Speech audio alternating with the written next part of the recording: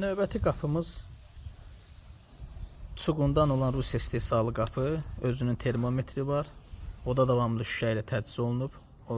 İzolyasiya olunub. Oda davamlı şnur ilə. Qulpu da gəlir üstündə. Bağlamaq lazımdır. Zavoddan birbaşa üstündə, yəni düşünüb şestigranikdə göndəriblər. Belə bir qapı Azərbaycanda axtarmağa dəyməz, ancaq bizdədir.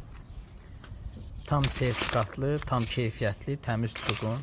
Şestigranikə qədər düşünüb, yəni zavod. Çuğundan olan qapıların ömrü uzun olur, keyfiyyətli olur.